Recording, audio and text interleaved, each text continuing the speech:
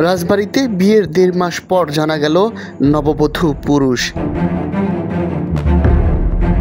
রাজবাড়ীর গোয়ালন্দে প্রায় 1.5 মাস সংসার করার পর স্ত্রী পুরুষ বলে জানা যায়। শুক্রবার 25 জুলাই সন্ধ্যায় বিষয়টি জানাজানি হলে এলাকায় চাঞ্চল্যের সৃষ্টি হয়। কথিত ওই নববধূর নাম সামিহা, তার প্রকৃত নাম মোহাম্মদ শাহিনুর রহমান। তিনি চট্টগ্রামের আমতলা ঈদগাহ বউবাজার এলাকার আবুল কাশেমের ছেলে।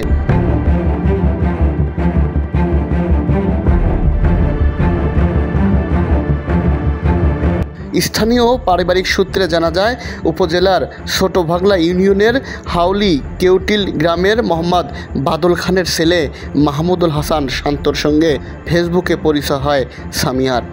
দীর্ঘদিন প্রেম করার পর 7 জুন শান্তর বাড়িতে চলে আসেন সামিহা। এরপর পরিবারের সম্মতিতে তাদের বিয়ে হয়। তখন থেকে নববধূ হিসেবে শান্তর পরিবারে বসবাস করতে থাকে তিনি।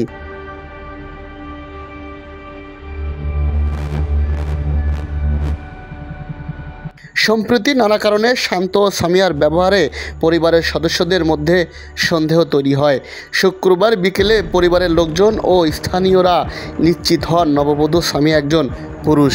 বিষয়টি জানাজানি হলে ব্যাপক চাঞ্চল্যের সৃষ্টি হয় এলাকায়।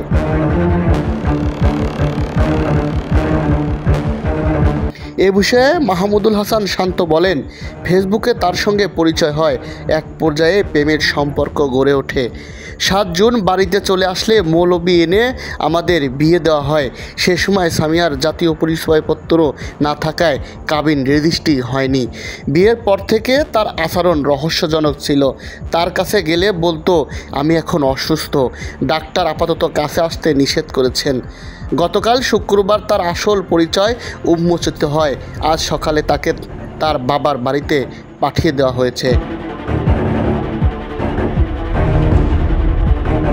শান্তর মা মুসাম্মাদ সোহাগী বেগম বলেন, একজন পুরুষ পরিবারের বউ হয়ে এতদিন থাকলেও কেউ টের পায়নি।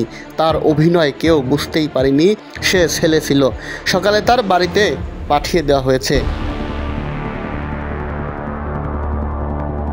মোহাম্মদ শাহিনুর রহমান ওরফে সামিয়া মোবাইলে বলেন, শান্তর সঙ্গে যা করেছি সেটা অন্যায় হয়েছে।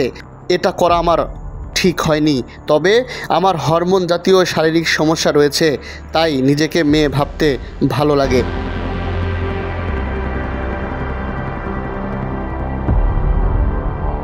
গোয়ালন্দ ঘাট থানার ভারপ্রাপ্ত কর্মকর্তা ওসি মোহাম্মদ রফিকুল ইসলাম বলেন, বিষয়টি আমার জানা নেই।